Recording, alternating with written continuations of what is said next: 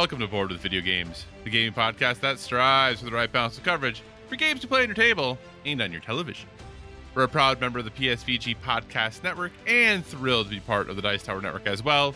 I'm one of your hosts, Kyle Hyman, and joining me on this co-op adventure, the guy vying to be the next Xbox game released on PlayStation, Josh Borboni. How are you doing this month?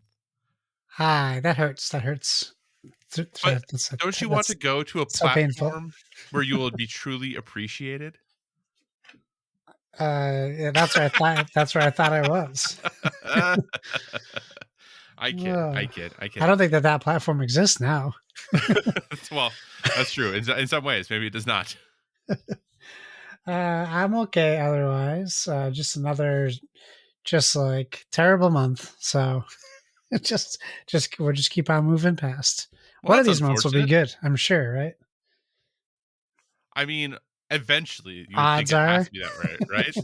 Odds are there's 1 out of 12 months that will be good. Oh man, 1 out of 12 odds, right? I would hope it'd be higher than 1 out of 12. You know, like you'd hope for at least 2 out of 12, so like 1 out of every 6 months is good. But oh goodness gracious, take it 1 month at a time. That's right. Well, hey, though, we're at the end of March, so this is our March episode, though it'll technically come out April 1st. Mm-hmm. Surprise. What a April Fool's joke and prank that is. We got you. We got you so good. But that does mean, though, that, Josh, spring is here, summer is around the corner. Do we have anything, that we're looking forward to? Any trips planned for summer? Any vacations on the horizon? Anything that we're working towards? No. Okay. Well, sorry. I was like, I should disappoint you. No, that's fine. There's no disappointment there. We have our beach vacation every year, so I got to wait till July for that. It's a long ways away. Gotcha. So yeah. We do have. We're taking my son to. There's like it's not Legoland. There's a Legoland in New York State, but that's doesn't open till like middle of May, I think. Gotcha. But there's a Lego Discovery Center in Boston. Gotcha. So my cousin got my son some passes to that, which we've never been to. We'll go do a weekend out of it. We'll go take him to like a hotel so he can swim in a pool, and there's like an IMAX next to it, and it's right in like a really nice area of Somerville. So there's a lot of places to walk around and just, hope we get a good weather day so we can do that.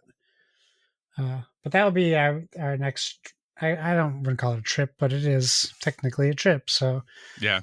So that'll be fun for him, and then we'll do the beach, which is always fun for me. It's always on my birthday, so it'll be nice. How about you? I mean, so I know we've talked a little bit about. Yeah, these aren't vacations. I leave Tuesday to go to Indianapolis for a few days just for work, and then in early May I go on a trip for work again. But other than that, I don't have really anything else planned currently. Might take a trip in July to like northern Minnesota, but other than that, not really. But that's to be determined. We'll see if that happens. Yeah. So it's where I'm originally from, way back in the day. And my mom and my sisters are going to be going up there. So I was like, well, maybe I will join them up there as well. We'll see if that kind of works out with the rest of my schedule as far as that goes. But yeah, it is interesting. I was at my in-laws this last weekend, helping them paint. And my father-in-law was like, well, you guys go to Disney all the time. Are you going again? And I was like, we're kind of in a wait and see mode. We don't really know what's going to happen with the economy. We don't really, so we're just not really like booking or planning anything right now. I went to the grocery store. Well, I shouldn't say that. My partner went to the grocery store today and came home with a bag of groceries, like just like one of those standard, like cloth refillable bags. Yeah. It was $60. I was going to guess 100. I was like, goodness gracious, this is what has happened? Yeah, it's awful. $60. I couldn't believe it. And we're fortunate. We both have. I mean, she has a very good paying job. My job pays fine, but we don't have kids. Like we don't have other obligations. We live in a relatively affordable state. So even if we're like, goodness gracious, like I have to imagine for others, it's got to be. Yeah, there's got to be challenges out there. Yeah. So that's why It's just like I don't. Yeah, we're just gonna hold tight. I think. Like literally, we had a conversation today about like what we could do to grow more food this summer. Like that's like what we literally talked about. So you know, Yeah. being an adult, it's great. It's so much fun. This is so amazing. But you know Yeah. what can be amazing, Josh? What's that? Video games. So let's move on and let's get to the meat of the Yeah. episode. So hopefully we can talk about some amazing, fun things. So thanks so much for joining us this month, everyone. As always, if you have any feedback, questions, or suggested topics, hit us up at boardwithvg@gmail.com or check out the Instagram, which is also boardwithvg. We're proud to be part of the Play Some Video Games podcast family, and we encourage you to check out all of the shows like the PSVG podcast, the Nintendo Shack, PSXP, and the occasional Sweet Hangs. You never know when a new show might pop up, so be sure to stay tuned to all of your favorite PSVG podcasts to stay up to date. We're also a member of the Dice Tower Podcast Network, so if you enjoy our conversations about board games and would like to dive deeper into that world, we encourage you to check out the Dice Tower Podcast archive as well as all the other members of the network. No matter what type of board games you enjoy, there's a podcast on the network that's right for you. Speaking of which, Josh, did you see that the Dice Tower is moving? I did see that. Yes, I think they actually already moved. At least, well, not moved. They're moving, but they have some videos up of their new space. Yeah, they have just videos of what the space is. It's totally empty in that video. Yeah, So they went from Orlando to where is it? It's well, they're popular. actually outside of Miami Yeah, is well where they're then. located currently, and they're Oh, moving to Fort Myers. Fort Myers. That's what I was thinking. Yeah, Red they Sox do a lot of stuff spring in training. Orlando, but they're actually, I think, just outside of Miami. Okay, I got you. So, but yeah, so moving to Fort Myers. So that's Yeah, kind of big, like interesting because they're, we had talked about it before, but their game fund I really did not think was going to fund, and it did. yeah, it did. It got a Yeah. whole bunch of funding in the last few days, but man, that's it's gotta be a little scary. And I can't imagine that living in Miami is very affordable. No, and that's why they had to move. So, but also I'm just, kind of not in a bad way, but just everyone who's part of it is just being like, yeah, we'll move. I know, right? Yeah, Right. Yeah. Like just pick it up and move in 2.5 hours to a new space. And, not all, but some of them have kids and they're just, yeah, they're just moving. So more power to them though, if that's what they want to do and they feel that's a better fit and that, yeah. that provides them some long-term security. That's great. I was like, wow, okay, here we go. Having a group of, 10, 12 people, I'll just pack it up Big. and move in. So we'll see how long it takes them to put all that together. I think that, building a new studio, I feel like it's going to take time. They seem to make it, they talked about it like they weren't going to have too much of a like downtime, like they were like, oh yeah, we'll have a few weeks of videos planned, but then yeah, things will get more intermittent. And I felt like they talked about it being like a month-long process. I feel like it's going to be way longer than that, Yeah, but probably. what do I know? So but anyway, enough about that. Let's talk a little bit about what we've been playing. Josh, I noticed you have a list full of video games. I also have a list full of video games. I Yeah, did play some board games, but they were all things we've talked about on the show before, like gotcha. Cascadia and things like that. So I just didn't put them on here again. But, sir, what have you been playing? And if we've played something together or the same, well, let's talk about it together. But why don't you kick us off? Yeah. Speaking of Cascadia, though, I haven't gotten it yet, but I saw the digital app just came out Yeah. for Cascadia. I tried to enter to win one, but apparently I didn't get picked, which is fine. I'm not bummed. Okay, well, let's start. Why don't we start with a game that we were gifted? Yeah. Um, I won't say who, just in case we shouldn't. But that is WWE 2K5 25 Yeah. 2K5 2K25. 2K25.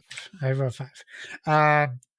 Yeah, so I don't know. I've always been interested in the new games. I haven't really played a WWE game since probably SmackDown on the PS2. Mm-hmm. Because that's kind of when I got out of wrestling, Yeah. which was a long time ago. But I Yeah. really liked the SmackDown games. And I really liked, I mean, I'm an 80s kid, so I loved like the NES, the arcade cabinet, and the Yep. SNES and N64 ones. Those are great. So it's definitely come a long way. I didn't really know what I was getting myself into. Mm-hmm. So I jumped in. I actually jumped in with my son, who has had no exposure to wrestling until this game. I've never Right. let him watch a Okay. clip. He knows who John Cena is and The Rock because he's in grade school, and that's all the kids talk about. Right. And he watches Wipeout with us, so he sees John Okay. Cena hosting Wipeout. Which is Um, impressive because, he's invisible, so it's really awesome yeah, that he that's knows who where he we make is. jokes about that all the time. So yeah, I would say looks like looks alone, just a stunning looking game. Very incredible what they can do for wrestling games. And like even the crowd is so much different than it used to be. Mhm. Um, but I will say, like I was very surprised at how technical the game is. Very complex. It is not an Not arcade game at all. not an arcade game at all. And it took and playing with an 8-year old took some extra getting used to. Because he just pounds square, and I just get beat up. Yeah. So um, there is still some of that spamming thing, but I didn't play too much. Like we've played a bunch of matches together against my son and I. So we've done like um, one on one. We did tag team. We did a Hell in the Cell, and then we did a Royal Rumble, which was really funny. Um, and it was a lot of fun. I honestly had a lot of fun playing it. I don't know if there's a time that I'll be playing this career like Mhm. solo, but I might give it a shot at some point. Yeah. There's just a bit. We got a big month ahead of us, and Mhm. a lot of stuff out there. Yeah. And I'll probably talk. I'll talk about what's going to take up a lot of my time shortly. Um, but from what I played, I enjoyed my time with it. How about yourself? Yeah, so obviously through GameShare, I also was able to play this game, and I downloaded it, and I played it probably for 8 hours maybe, I would say. Whoa. Okay. Um, and then I deleted it. Oh, okay. So here overall, I don't think it's a bad game. Yeah. However, it does something because I did play through like part of the career mode. Like I was going through that. I played some other matches. Here's what I don't like about the game. And I think this is very much a me thing. I don't necessarily know that other people are going to have the same issue. Yeah. And maybe over time, if I played it for more and more hours, this wouldn't bother me so much. Josh, the length of the animations, Oh, like when you go into these moves, it's like yeah. you hit a button, like you like go to grapple and then you hit a button, and it might be like 4 seconds until Yeah. you can do anything again. It is insane. And like I said, I'm sure for other people who are listening who have played these games, they're like, yeah, because that's cool. And that's what happens in wrestling is they do these neat moves. But like, I I don't know, like I don't know if it's my attention span, but then when I'm playing against the AI or the computer and it like goes into the thing, it's like I'm like I don't know where in this huge length of thing is when I can like When you're interrupt it. supposed to press your button, right? Yeah. Right, like, and I know the pop-up happens, but I'm like, I assume it's going to be sometimes so much longer than it is until that happens, and Yes. sometimes I assume it's gonna be really short and it's way longer, and I was just my brain was melting trying to understand, Yeah. like, the length of these things I'm committing to. I couldn't handle it. I just really couldn't because I was like, what I wanted was it to play like the UFC games, Yeah. because I enjoyed UFC 4, and I'll talk about UFC 5 in a bit. But what I really enjoyed UFC 4 because I'm also I should say I don't watch it much anymore, but I was a huge MMA fan. So I loved playing at UFC 4, and I liked how like you always like were always doing something, always decisions to make about like switching stances, throwing like all of your combos where you had to hit all of the buttons for your combos. It wasn't a button hit and then like three things happened. Um, and I just couldn't get over that. And like I said, I'm sure that's a me thing. That's fine. I really was like, this is not No, I for get me. it. I'm with you. I just keep hitting triangle, hoping I hit it at the right time. so so that was my thought. For those of you who love it, I'm glad. It was not as I was not as active playing the game as I thought I was going to be, and the timing of it just was something I couldn't really wrap my head around. Yeah. So with that being said, Josh, one thing I would like to start doing to a degree here because I think it might be fun. We obviously, are not in a situation where we're typically getting games ahead of time for review. Yeah. We used to kind of stop doing that. Maybe when we go back to more often, if we go back to more often, We'll see. don't, who knows, right? Um, that's something we might look into again. But Josh, what I want to do is say like, hey, where's it? How is the game rated? And do we think that is appropriate, higher, lower? Are they spot on? Okay. So I've already pulled up, I think, almost every game that we're talking about this week. Okay. Okay. So on OpenCritic, and this will be fun too. What do you think the OpenCritic rating is right now, Josh, for WWE All right. I won't 2K25? look then. I won't look. It's probably it's probably like a 75, 80. is an 80 currently. Okay. Do you think that is from your perspective, is that accurate? Is that good? Is that right? Should it be higher, lower? What are your thoughts? I think 80 is good, but I also, my scale is different than what a lot of people's scales are. Because I still think a 70 is a good game, and I know that that is argued that it means it's bad, which is fine. Right. Yeah, I think that I can see that, and you Hmm. certainly have like it's certainly catered to that fan base. So Right. I'm sure all the wrestling fans love it. So I feel like that's probably accurate. I would, yeah, yeah, yeah. Yeah. I don't want to I keep would going. say I can buy an 80. I get the 80. Yeah, I again, not a game for me, I have discovered, but I don't think that means it's a bad game or not worthy of that score. So I think an 80 seems appropriate. I would have guessed in listening to things about this game that I've heard, the island. Did you do anything with the island? not yet. No. Yeah. From what I've heard, that is pretty egregious from like a microtransaction standpoint Ah, and things okay, like that. But outside of that, just the actual playing of the game, it all plays well. It does exactly what it's supposed to do. Stylistically, though, it just doesn't fit what I'm looking for. sure. So as a result, I think, yeah, 80 seems completely reasonable for the game. So, all right, Josh, what else have you been playing? Well, WWE really made me wanted to get the Undisputed game, the new boxing game. Hmm. And I keep looking at it. It's not really been on sale, like a big sale. It's been on sale a little bit. Little sales, yeah, for that one. But then I was looking at the reviews, and at first I was like, "Oh no, 2 stars." And then I started reading the comments, and Uh huh. it's sounds like people were spamming it. Hmm. There must have been a bad release window where all the comments are like, "This game is garbage. It doesn't work. Refund me my money." All these things. So I was like, "Oh, okay. Maybe they've patched it since then." So I don't know if that's accurate, but Yeah, it's on my list. it's a 73 on Open Oh, Critic, that's just so great. you know. That's actually just what it's not going to be Fight Night. That's probably why it's a 73. 37% of critics recommend the game. Ooh, that doesn't match up. With a 73, right? That does seem like that maybe the scale is broken. That maybe Scales that should off. not be a 73.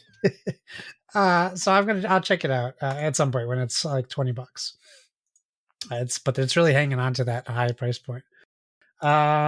Let's talk about. Let me do a real quick one. I'm back in the Division Two. Wow. What brought you back to the Division 2, I've sir? just really been craving a game like the Division. Like Mm-hmm. I would say at the start of this month, I'm still in my gaming lull where I was Yeah. like, I don't know what I want to play.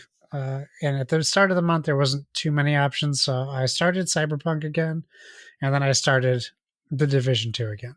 And Cyberpunk, I know I have to be a little bit more into it to get in, like back in. So the Division, I was like, oh, this is perfect. Pick it up, play a couple missions. I never finished it. So Mm-hmm. what I don't like is it shows you on your map the DLC that I haven't bought, and it keeps That is telling me to very go there. yeah. And I'm like, that's annoying. And it almost makes me want to buy it. So it's making the job, it's making it work. Like they're like, Yeah. we know what we're doing. Because what is Uh, it? I did the same it's thing when I went back to it not that long. Well, it was a while ago now, but like it was like yeah, not too long after like Warlords of New York or whatever it was yeah, had New come out. York, yeah, And yep, it was like always being like, you should go. I'm like, I don't have that content. yeah, Like, why are you exactly. telling me to go do it? Yeah, it still does it, just so you know. Cool. Yeah, but it's been fun. It's been fun to play. Just kind of go in, do a couple missions, and drop out. So that's been enjoyable.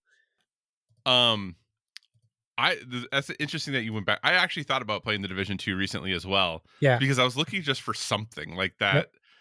I don't know what, but that kind of open world, like lootery, like kind of thing, which we'll talk about AC Shadows in a bit. But um, so I almost downloaded this again too. I think I have started this game 3 times and gotten Yeah, roughly to the same place yeah, all 3 times, but just same. never actually finished the game. What do Yeah, you think, just out of fun, what do you think the open critic is for the Division 2, it's Josh? probably 72 Oh, you're a little low. ish. It's actually an 83. Oh, good. It should be a 93. I think that Wow. I That good love for a the game you never division. finished? I still love it Okay. though. I would argue I haven't finished a lot of the Tom Clancy games, and I Yeah. rate them very high. Not all of them, but some of them. Yeah. I do think from my 83 is time good though. with the division, I would have put it like for me personally, it would have been in like an upper 80s. So that Yeah, says a touch low for how much I enjoyed it. But again, I also didn't finish it. So, yeah, you know, what can I say? yeah. It's great. It's great. Okay. Another one we'll talk about is Repo. I don't know if people are in on this Repo game. I don't think I've talked about it before. It's on Steam, and it's it's part of this like genre of games like Lethal Company, Um, and content warning where you're playing as a group of people and you're tasked to do certain things. In Repo, it's literally like you're going into these spooky, haunted. Well, not haunted. They have monsters and stuff in them, um, like buildings and stuff where you have to collect loot. And what's really fun about this one is it takes it a little step further where you have ways to defeat monsters, which is not common in the other games that are like this. It's not easy to do, Mm-hmm. so it is very challenging. All your characters look like pills, like pill bots. Mm-hmm. If you're familiar with story bots, they look like the tall story bot. They have googly eyes, and when you talk, their heads flap open. Actually, they look like Terrence and Phillip from South Park Okay. as a cylinder. Um, so when you talk, you're like your mouths move up and down. If you type on Okay. your keyboard, it will speak in computer speak. Whatever you type, it will Oh, say cool. it. Okay. And you can interact with each other in the game. You can when you pick up loot, it's fragile. So if you were walking around with it, and someone walks into it, it takes money away from the value, and it can be destroyed depending on what you're moving. Um, some of the things you pick up change how you talk. One of the things is like a music box, and when you pick it up, it makes your character spin while you're walking Mm-hmm. as the music box is spinning. So you're crashing into things, trying to get it into your cart to cash it in. And as you play through the game, each level has a quota, and you have to get your valuables to this, like we'll call it like a vacuum. That's part of your vacuum truck, and it sucks out the vacuum. It sucks out the vacuum. It sucks out the goods. The first level you have one checkpoint to get to. The second level there's two checkpoints, etc. I'm sure there's a cap on how many checkpoints, but each time you get to your checkpoint, the next checkpoint will require more valuable items to advance. All while trying to avoid giant heads that try to eat you, monsters with knives on their hands, a monster that is a flying skull that Mm-hmm. attaches to your head and makes you vomit while you're wearing it and changes Gotcha. your voice. It's very funny. A lot of fun. Just like it's like an $8 game, and it's like one of the most fun uh, gaming experiences I've had in months Good. Good. because Good. Good. everyone's just laughing and having fun. Gotcha. So yeah, ton of fun. Uh, That's Repo. Josh, so I was looking this game up while you were talking about it to make sure Yeah, it was the game that Heart I was thinking EPO. of that you were discussing. You know, Josh, every once in a while you read an article as you're kind of looking through. And you remember last month when you had me like guess whether a review was like AI or Oh not? yeah, Like I don't want to like put this person on blast, so I'm not going to say like what the article is or who it's from or whatever. But literally reading this, I was like I had to like be like is this an actual person? So like I clicked on their name to like see everything else that they had written and they had like a picture and stuff. So I'm assuming this is real, but like whew, this article is not good. And yeah, they're running for what is ostensibly a reputable site. But I yeah. was like, oh boy. Anyway, Well, they might not be AI, but they might be using AI. I maybe because like, whew, it was not great. Anyway, so but I'm glad you're enjoying Repo. I Yeah, it's awesome. it's one of those games that when you look at it on the surface, because like that's like the yellow smiley, it's just so like you're like that looks like it's some vaporware like Yes, rip it off does. Yeah, something. But I'm glad it's good. yeah, it's awesome. I really like it. I really like it. Yeah. All right. Well, why don't we talk? I got a couple more I'll save till the end. Why don't we talk about Gears of War? Yeah, Kyle and I have played Gears of War Ultimate Edition for Xbox, I guess 360 slash S slash one slash X slash series PC slash yeah. slash PlayStation.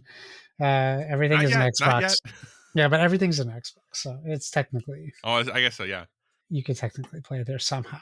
Yeah. It's funny how I guess little and how much I remember about Gears of War. Right. Yeah. It just Agreed. feels funny both ways. So remembering some small things to forgetting some major things. Yeah. Also, like, so Kyle and I finished this game. We played it. It probably took us 6 hours to beat. 3 PlayStations and we nailed it. Maybe Three 8. play sessions, about 2-ish hours each. Yeah, so about Yeah. 6 hours, maybe a little So more. I forgot that the games used to be that short back then. Yeah, Because like a Gears of War game now would be like 40 hours, and maybe that's too much because I think what we played was like the perfect amount of campaign. right. And you know the story still feels really good. It looks pretty good for what it is. I was just experiencing some issues on my end. You know, for a game that is as old as it is, it should be running better, in my opinion. I had a lot of glitches when we first started. I had these like dropouts, and then I would Mhm. come back and I would have such a great frame rate, picture perfect, and then you know like 3 or 4 minutes later that goes away, and it would be kind of like it was still fine, but it was very obvious when I was catching like these really big like I guess updrafts of frame rate for some reason. Right. Um, but it felt really like that aside, it was just I had a lot of fun playing that campaign with you. So it was just nice to revisit Gears. What do you Um, have? What do you have? What are your thoughts on Gears yeah, it was nice playthrough? to replay it. I went to how long to beat to see, so now it has me second guessing, but for Gears of War Ultimate Edition, it says the main story is 9 hours. Oh, it feels like shorter, but maybe we played 4 sessions and we I didn't mean, I get could we could have been like two and everything. a half hours sessions too, which would have put us Maybe at we like, might have had a couple longer ones. Yeah, 7.5, 8 hours. So yeah, I could see that, I guess. But interestingly enough, Gears of War 2 for the main story says 10 hours. Gears of War 3 says 9.5. Gears of War 4 says 9. Gears of War 5 says 11. really, it feels like Yeah. Gears of War 5 was longer. Now, main plus extra is more, obviously. Yeah, But like, I mean, in the Gears of War Ultimate, like the extra is finding all the it's not like right, there's like all right. these like side things to go do. But um yeah, I had replayed this about a year ago as I was trying to figure out my top 10 games of all time, trying to figure out, does Mm, Gears of War fit in there somewhere? And this is just such an interesting kind of time capsule of what games kind of used to be, right? Like eh, you don't get a ton of games like this anymore that are these tight, 8 to 10 hour campaigns, not really much else as far as that goes, and just kind of going through it and doing the thing. And this made games differently back in 2006, yeah, as far as that goes. But I still enjoyed my time with this. It does. I did have slightly rose-colored glasses about maybe the AI, maybe how smart the teammates are, how dumb some of the enemies are, yeah, those sorts of things that you start to see when you kind of go back and start to peel back the layers. You're like, okay, yeah, this is fun. Active reload is still one of those things that I'm surprised more games don't do yeah. because it is such a cool thing. There were so many times that voice lines got repeated over and over and Every time, yeah, over again. So a little long in the teeth in some areas, but overall, for what it is, a really fun, short co-op experience. Get in, shoot some things, have some cool moments. There are a couple like epic moments that are supposed to kind of happen that feel a little lackluster by today's standards. Like, definitely, yeah, trying to have like these huge tense explosions, and you're like, okay, well, maybe in on the 360 that was awesome, but today yeah. not quite so awesome as far as that goes. But overall, still a good time. um Josh, what do you think Gears of War Ultimate Edition is on Open Critic? 85. 84, right there. Oh, So all what right. do you think that's about right? Yeah, I think that's about right. Agreed. I think that is about right as well. What else have you been playing, sir? Cool, cool, cool, cool. Okay, what do we got here? Oh, all right. So let's talk about Rock Band 4, Kyle. Yeah, let's talk about it. I saw that on here. I was like, what is going on? I don't know. I think this is going to take over the rest of my year. That Um, seems great. yeah, I kind of just was like, it's time to get that guitar. It's time to do it. Yeah. Yeah, so I got it today. What did you Um, what kind, like, did you get like a third party? Like, what guitar so did you it's the get? PDP one. Okay. It feels great. It really does. Uh, it was really easy to set up. It's wireless. It also charges. It has a built-in battery, so I don't need to use double A's, four double A's like before. Mhm. Um, It feels just like the older one, so I'm pretty happy with that so far. Having already played hours today. um, what I was really bummed about was I didn't realize not only did I put my Rock Band 3 disc in to my Mm-hmm. Xbox, and it's like this isn't supported on the Ooh. Xbox. Go for a full list of games. Go here. So I can't get my Rock Band 3 songs, which is Mm-hmm. a huge bummer. That is a huge bummer. Because my Rock Band 3 songs were also my Rock Band 2 and my Rock Band 1 Yep. songs. Yep. That being said, and I didn't play a lot of Rock Band, and I never four. I mean of four, and I never played Rock Band for Rivals. Mm-hmm. Um, so I got a fly in here. I got to catch too. And when I say catch, I mean kill. Um, so I got Rivals was like $6 or something like that. So I picked up, and that's the full game plus Rivals, and it did sync. I guess I did have a bunch of songs from four, so I did sync like 320 songs, Oh, goodness which is gracious. great. So I have 428 songs in the library right now. But there was like no career. I hadn't done any of the career stuff, so I started doing that today. Um, I'm only in medium Mm-hmm. because I'm older, and it's been a Yeah. long time since I played it. Um, but I'm getting 5 stars on mediums right now. I'm getting like Nice. 97% completion, so I feel like I haven't lost it too much. And I introduced my son to it, so he was messing around with it. We're just practicing, like trying to get one note at a time. So he'll play a song, but I'll just have him practice on just hitting the red note. Mm-hmm. And he's having fun with that too. So my back hurts because I've been sitting up on my couch instead of sitting back. Yeah. But it's a lot. It's just like it's really hitting those nostalgia feels like real hard. So Right. I'm loving it. I'm loving that I can play it again. I will try Fortnite Festival at some point, but I don't have any rush to do that where I Right. am. Um, and like I'm forgetting like there's so many songs I never played on this one. So it's just really like getting it feels like it's getting a new rock band. Like I'm really enjoying the time I've spent with it today so far. My wife probably not as thrilled as I am because now I'm spending all my time doing that. Yeah, it is interesting because I have like so much. I have so much Rock Band stuff, but I'm like so confused as to like what works and what wouldn't work Oh and yeah, like all that stuff. So I was just looking up on the PlayStation Store here because the Rock Band 4 Rivals bundle is $10, like you said. yeah. And it says, okay, the full Rock Band 4 experience. This bundle includes Rock Band 4 and the Rivals expansion, giving you access to the full feature set of the music game on the market. The Rival bundle includes over 100 songs and more. So I think I have Rock Band 4 though, just as well. But do I need to buy Rivals anyway? You might need to. Oh, okay. I don't know. Well, That's a it's good question. $10. It is okay. It's $10. I mean, that's not $10. Is not the end of the It's not world. that bad. But here's my question for you, Josh. The one thing I have not done, and the reason I have not ever gone back to this, I do have a guitar. Yeah, But I have looked at those PDP guitars for, I mean, ever since they were announced. yeah, Yay, nay. What are yeah. your thoughts on the guitar? It's great so far. I've only used it for a day, right? Right. But I like it feels great. It feels just like they used to feel before. Very smooth, very easy. I'm like hearing my hands move up and down the frets. Like, just feels very comfortable. Does the strum bar click? No, Damn it. but it is more maneuverable. Okay. You can angle it more. There's more like, and you can kind of adjust where it sits on the whatever, not the like the hinge part of it on the bottom.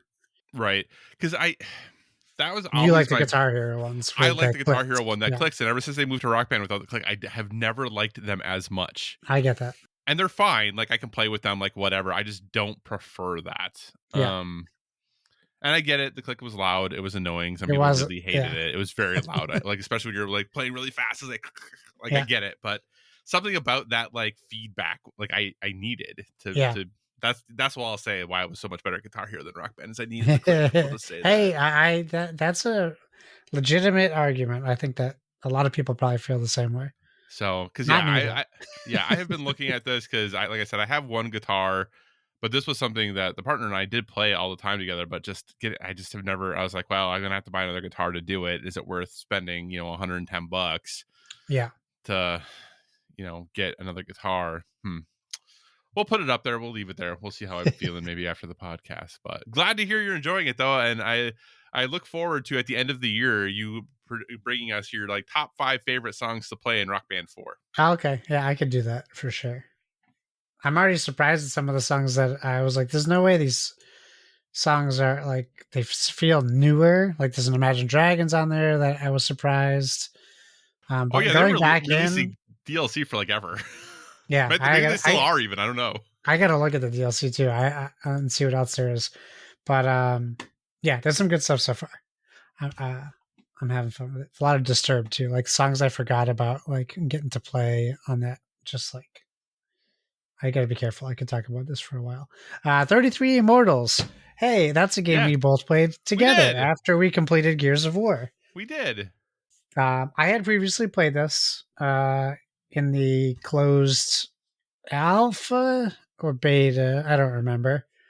Um, I'm sure that doesn't void the NDA, right? If I say I don't remember which I one think it was. yeah, and then it's after the fact. It's fine now, I'm Yeah.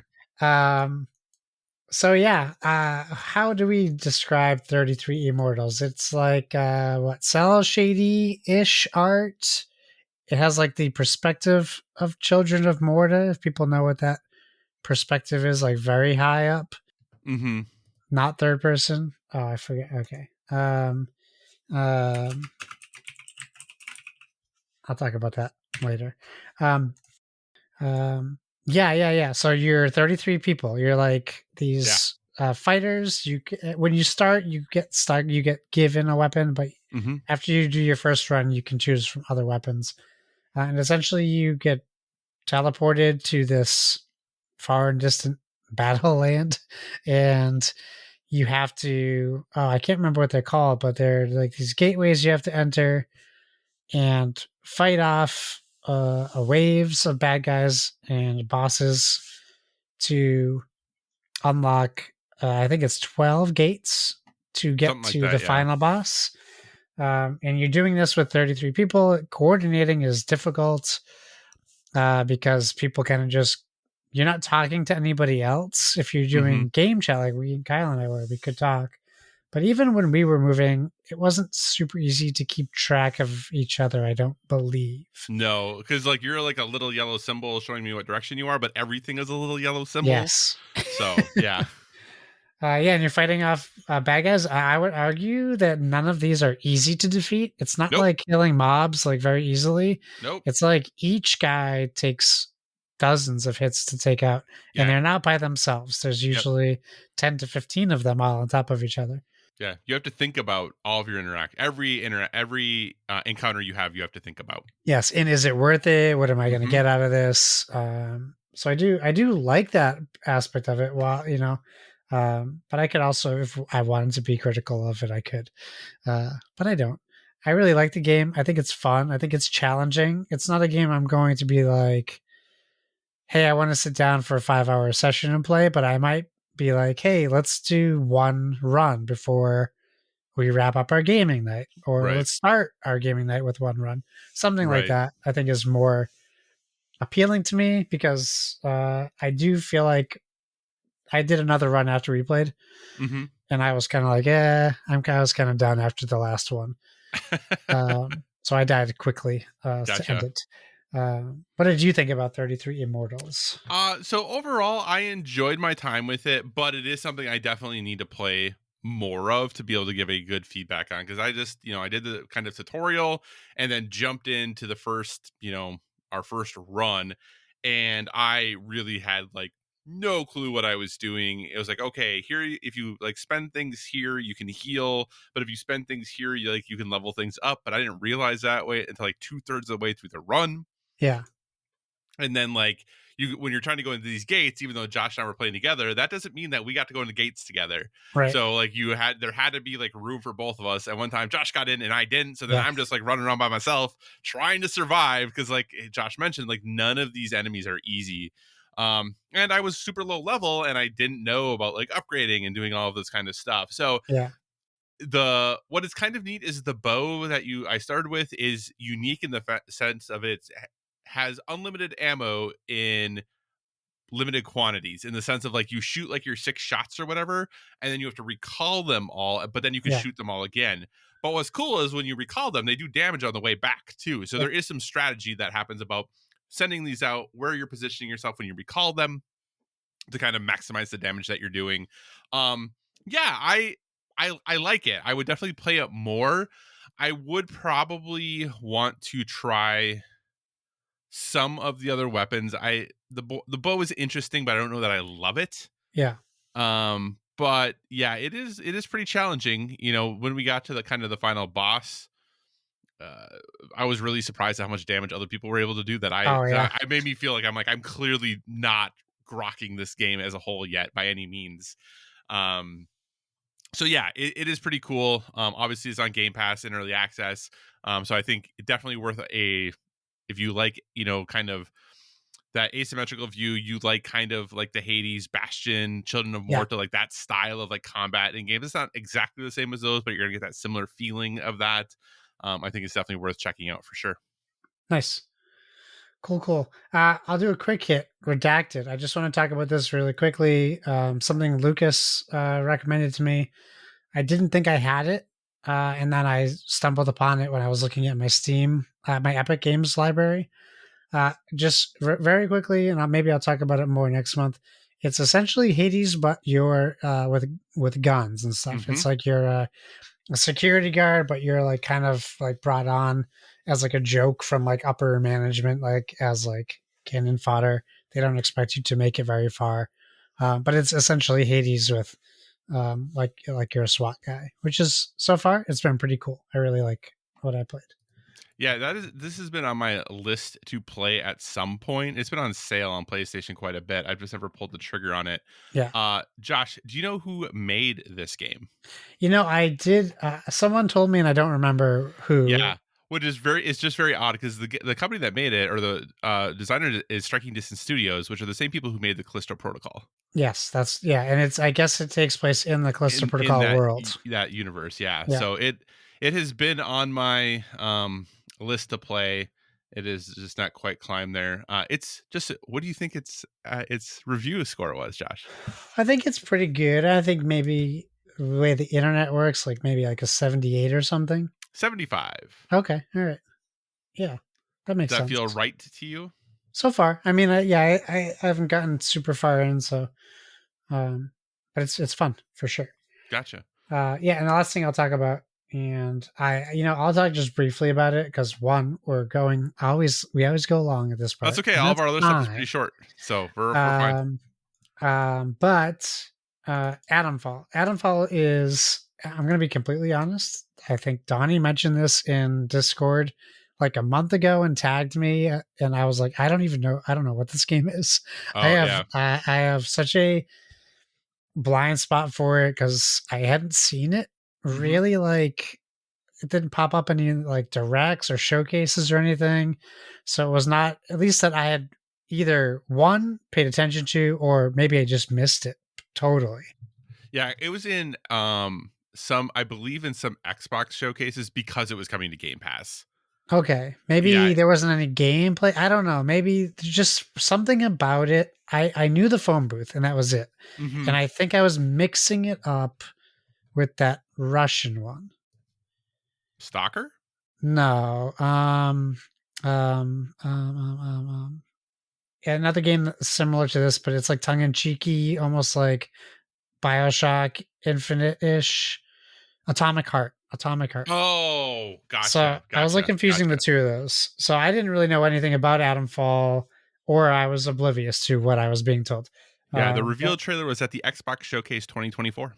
okay, yeah. So I probably wrote it off because a lot of people were describing it as like British Fallout, Yep.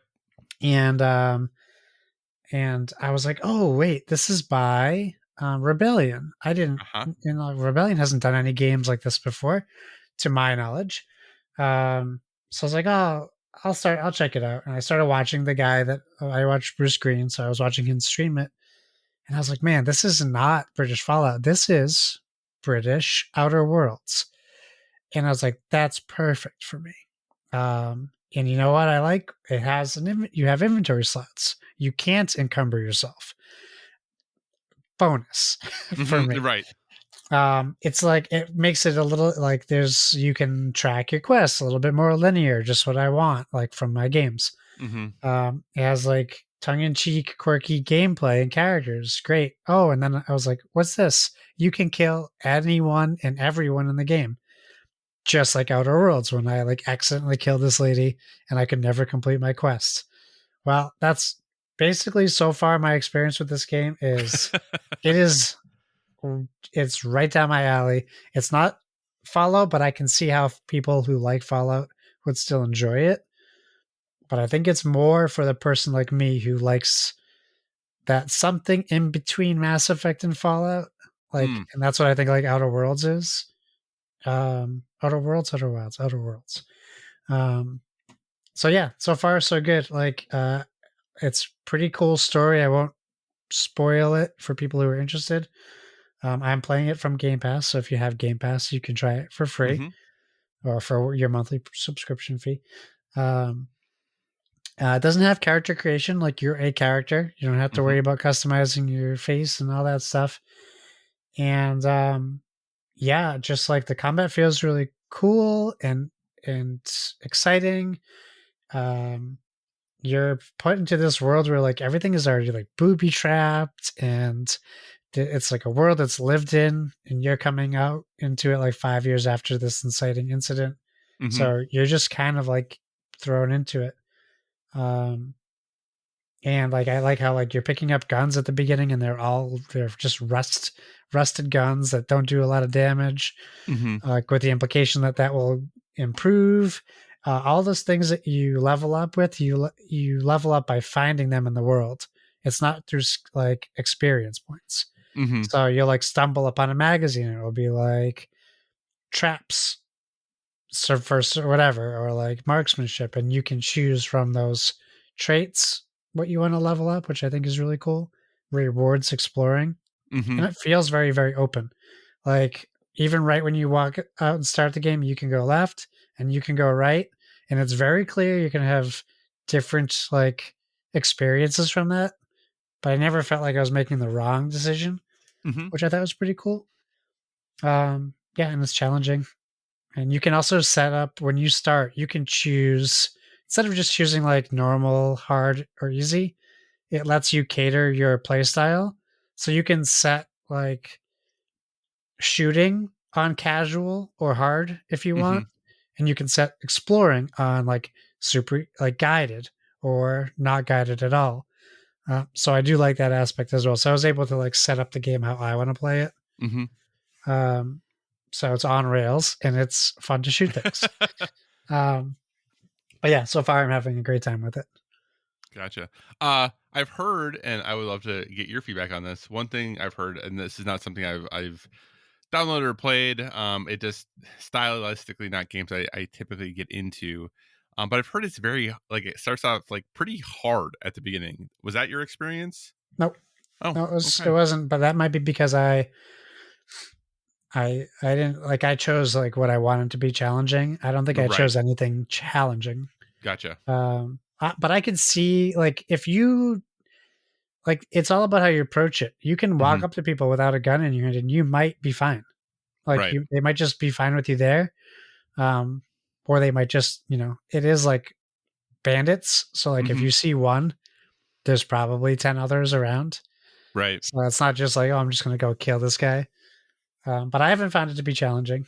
I find it to be like challenging enough, but not overly. Gotcha.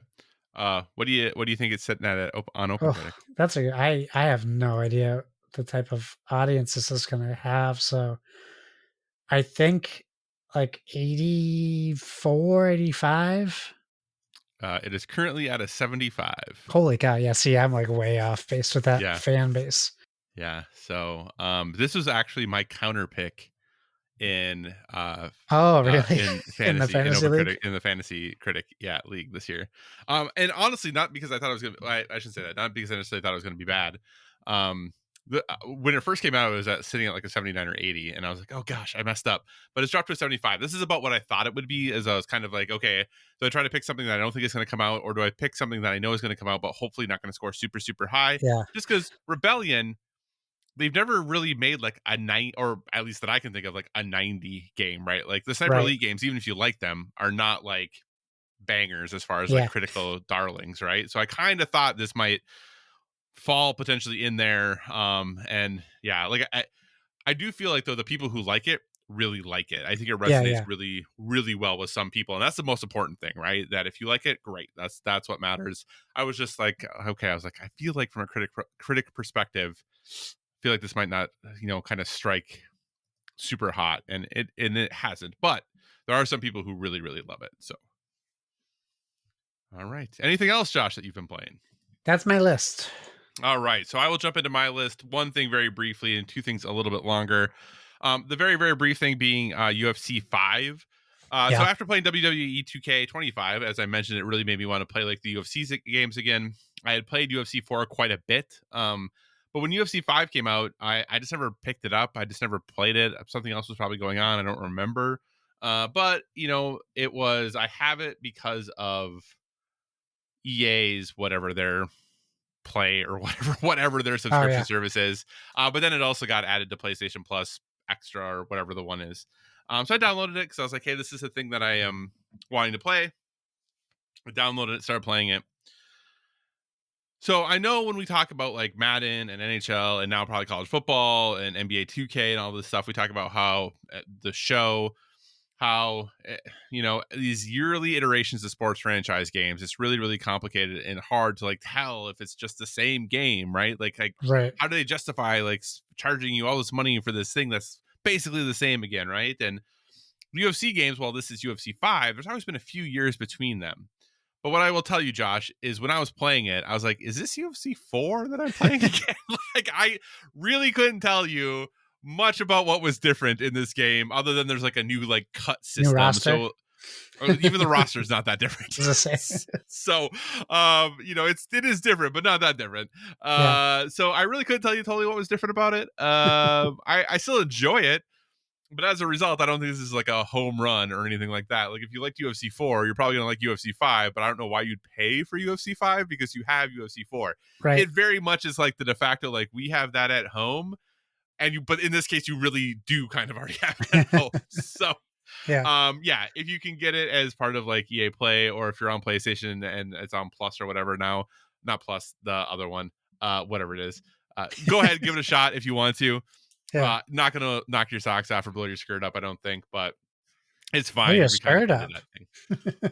Well, whatever, whatever. But so let's talk a little bit more then about the two games that matter a little bit more. First, we'll talk about Split Fiction. Yeah. So the newest game from Hazelight Studios came out earlier in March. Came out, I think, March 6th or so. Reviewed really, really well. Critics gave it a 90. Yeah. Um, and I am about 10 hours into this game, maybe Yeah. with my partner. My partner and I are playing it. We finished It Takes Two. The two of us did. Yeah. And enjoyed it. It was good. Split Fiction, I think if you've listened or heard anything about this game, I'm not going to be able to tell you anything really different in the sense of the game is very fun to play. The mechanics and the things they come up with are great and cool and inventive. And the fact that they're able to like create these like kind of mind-boggling co-op experiences in a relatively short amount of time with a relatively small team Yeah. is pretty amazing. Yeah. The story is whatever. The writing is whatever, right? Part of me wants, like, I feel, because obviously Joseph Ferris is a big personality. Like, I think he's kind of getting to the level of, and this might be blasphemous stuff, some, but your Kojimas, your Sam Lakes, like, he is one of the few, like, creators that we actually see, right? Even, like, Yeah.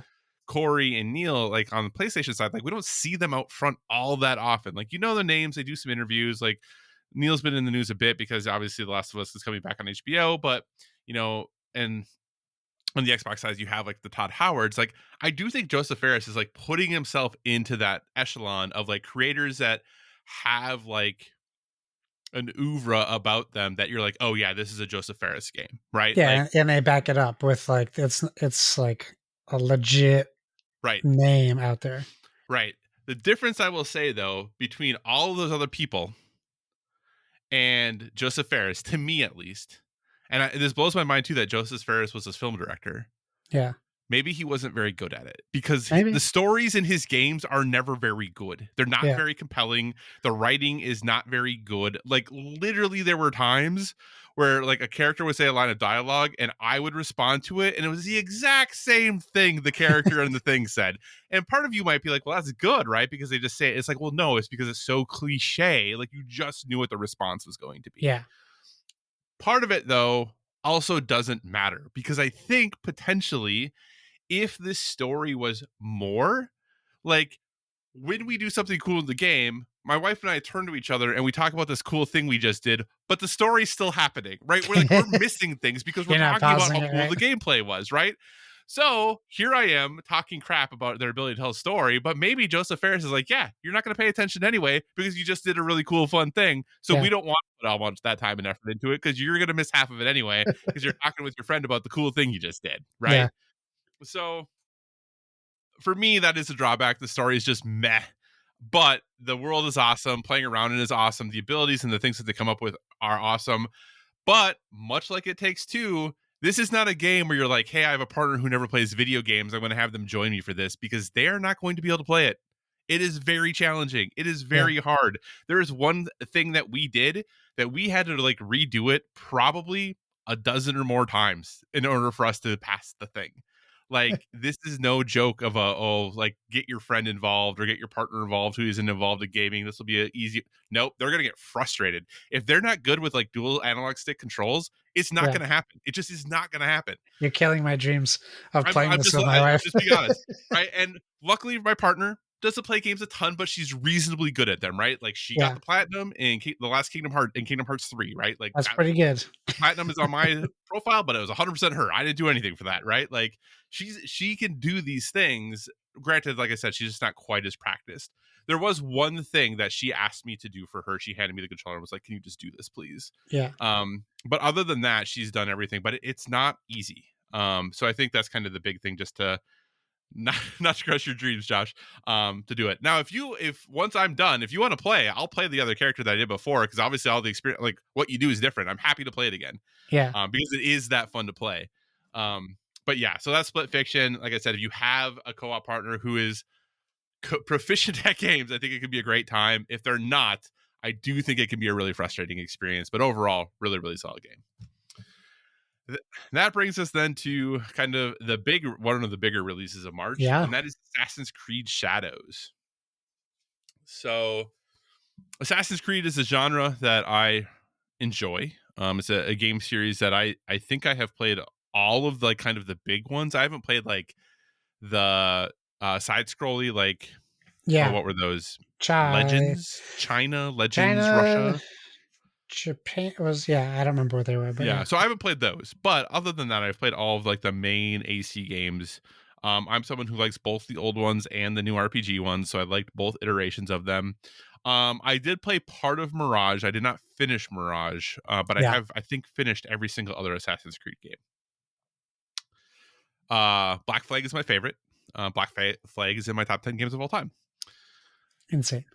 Yeah, I loved it. I I'm know. kidding. I'm just teasing. So getting into Assassin's Creed Shadows, obviously this game was had a lot, some people say in the future of Ubisoft riding on it. Obviously, we now know that they have created this separate entity that has Yeah, significant investment from Tencent. That is just their kind of three biggest franchises. It's Assassin's Creed, Far Cry, and Rainbow Six, I think. it has to be. Yeah, I I don't think know. are I the don't know, but it three. has to be.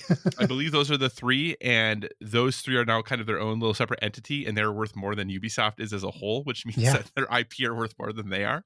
doesn't it And that doesn't count all devalue the IP. themselves? Yeah, that doesn't count all the IP that they still have. But anyway, so a lot riding on this. This game, I am probably 25 hours in already. Wow. So I've played quite a bit of Assassin's Creed Shadows, and here's what I have decided about I was gonna myself, say, and Josh. here it comes. Nope. I don't think this is going to be super revolutionary or like insightful. Josh, what I've decided and what I've learned about myself, and I now fully admit to myself, Assassin's Creed is like my junk food game. I just love it. I just love Assassin's Creed, Sure. period. All of the flaws, all of the issues, everything that is wrong with it, I 100% acknowledge. But you know what? That doesn't mean I don't want to sit down and just like a bag of chips, just check off all them things on that to-do list about things I want to go do. Um, there's just something about, in this game you get to play as Nawe or Yasuke. As Yasuke, just running around and just like Spartan kicking people off of mountains. It's just fun. It just is. Yeah. Like, I understand that, does this game have the best story? No. Does it have the best writing? No. Is it doing anything super revolutionary as far as open world design, exploring open worlds, understanding and progressing characters? No, none of that stuff is.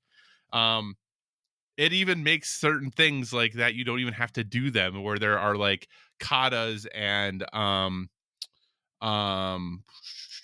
uh other thing. What does Now I do? She sits down and she meditates. There we go. Oh, Like meditations that do that are like quick time events for with button presses. You can turn on a feature where it just does them automatically for you, so you can't mess them up. nice. You can turn on so that you can like auto assassin, like that you can auto kill people who are like huge health bars. You can just make it so they're one shot kills if you assassinate them. Like, you can do all this stuff to simplify the game if you want to. I actually haven't done either of those things. I Okay. still am doing the quick I time hope you didn't do events. the second one. I did not turn on the auto assassinations. Well, they say it's like it makes it like the old games where if you could sneak up on someone, you could assassinate Yeah. anyone, you know? But, and transparently, I am playing almost exclusively as Yasuke. Nawe is like obviously the shinobi, doing all stealthy, has much like less like um she's not as skilled in combat, but is much better at assassinating people than Yasuke is. She's also much more able to like clamber and like run up things and do all the climbing and things like that. Yasuke is just this tank where he literally can like bowl through, just run through doors and like run into camps and just start chopping people down. Like, it, legit power fantasy of just like absolutely destroying fools, just like Yeah. going Yeah. in and being like, you know what? If I was Nawe, it would take me 20 minutes to clear this camp. I'm going to run in with Yasuke and I'm going to kill every fool in here in 5 minutes. Like, and it just is, I don't know. I just like it. It's fun. Yes, it is kind of mind numbing, is kind of brainless. I am 25 hours in and I am almost level 30. And I think I have done like, I wasn't able to play as Yasuke again. So when you play the game, you start as Yasuke, then you play as Nawe for like, I think what is supposed to be about 5 hours. For me, it was like 12 Cool. before you can play as Yasuke again, and then you can switch back and forth. But since I got Yasuke, I basically have only played him. But I have done like no other story mission. I'm still in like the first two like areas of the open world. I'm just like kind of walking around, checking off all the things, doing all this stuff. Now, with that being said, obviously I'm enjoying myself. Um, there are things that are not great about this game. Yeah. Uh, Getting anywhere in this game is a pain in the butt. You cannot just like go straight, like you're like, okay, I have to go to that point. I'm just gonna go straight to that point. The forests are too dense, the mountains are too tall, like you can't just clamber over everything, you Yeah. can't Yeah. just bushwhack through things. You do almost always have to like turn on the like navigate me to the thing so that you can figure out the most efficient way to get there, because almost never can you just ride straight there or run straight there or climb straight there. It almost never Gotcha. works. um there's all this effort, like you're supposed to get like all of these companions. I've only found one because I've just been like, I haven't progressed anything as far as that goes. But anyway, so that's the navigation is not great. That is really, really annoying about how you can't just kind of run through wherever you want to go. It is very odd, and others have talked about this, that there are places that really only Nawe can get. So even if you're playing as Yasuke, you have to like change to Nawe to like climb up certain things, Okay. because maybe there's a way Yasuke could do it, but he cannot climb the same things that Nawe can. There are certain like walls and other things he just can't get up because he's too big. What is hilarious though is that when you kind of do like your eagle jump off of things as Yasuke, he just Yeah. like awkwardly falls because he's not like this really like elegant mover. So Yeah. he just awkwardly falls and like hits awkwardly in the hay bales, and then he's like, oh, there's too many hay bales in this city anyway, because the hay bales like explode into like nothingness. Or he'll be like, any fall you can walk away from is a good fall, or something like that. I mean, he's just like this dude. I don't know. I Yeah. really enjoyed this game. I know Good. it is It's not doing anything new. It's not doing anything unique. Am I at the end of the year? Is this gonna be my favorite game of the year? Probably not. But it might Uh, be. Here's the You thing. said favorite. You didn't say best game of the year. You That's said favorite. true. Will it be the number one on my top 10? More than likely not. I think this game is regularly, unsurprisingly, getting compared to like Ghost of Tsushima. Yeah. I have no doubts when Ghost of Yotai comes out, it will be compared to this. They're just very different. I know it's easy, people want to compare them, and even when Ghost of Tsushima came out, it was like, oh, it's Assassin's Creed in Japan. Yeah. But now playing this and then kind of thinking back about, they're really not that similar. There are aspects of like, oh yes, they're open world games. Yes, there are things to do in the open world, but the combat is very, very different. Like how you interact in things in the world is very different. Um, how the world just feels and like the things you're able to do. There's nothing as cool as like, in Ghost of Tsushima where you have like the one-on-one battles and you're standing there and you like clicks out the Yes. sword. Like nothing cool, like nothing like that is happening, right? Like this is just another Assassin's Creed game that happens to be in Japan. The fact that it's in Japan so far um doesn't really seem to be that important, to be totally honest. Sure. The other thing I will say that's really annoying about this game is the level design. And when you hear open world game and you hear level design, sometimes that seems like a misnomer. But like going into like the castles and the shrines and all these places, Yeah. they are nothing really makes sense to me as to how it's laid out. Like you go in and you're like, okay, I gotta like, and this is why I started playing as Yasuke instead of Naue. Is like when you're playing as Naue and you're trying to sneak around, like it never really felt like there was intention behind where everything was placed for you to like figure out a path to how to do these things, or if it was really hard to figure out like what that path was supposed to be. Yeah. So I was like, you know what? Why am I putting all this effort into trying to sneak around when I can just run in here and just like wreck this place like real quick? But then all of the buildings, because they have like all of the paper sliding doors and things, like you like walk, you like open a door, walk into a hallway, open another door, walk into another hallway, open it, like so Yeah. as Yasuke, you can just like run through them all. So you're just like, well, whatever. I don't have to worry about like stopping and opening, stopping and opening, Sure. stopping and opening. Just run through everything, and it just makes life way easier because it's kind of frustrating. And then, or you can just like use your sword and just cut everything down. You're like, all right, what's going to knock all this stuff down? But there is this really funny clip though that I saw online that is really humorous. Someone was playing as Naue, and when you're Naue, if you crouch and you have this one ability unlocked, the doors don't make any sound when you open them. So this person was crouched as Naue, and there was like an enemy on the other side of the door, and the enemy would open the door, and the person playing as Naue would just shut it, and the enemy would open it again, and then Naue, and they like just went back and forth, Just keep it's like going. over and over again. It's like so things like that happen, but yeah. Yeah. Anyway, if you didn't love Assassin's Creed before, you're not gonna like it now. Like this isn't doing anything to make you like Assassin's Creed.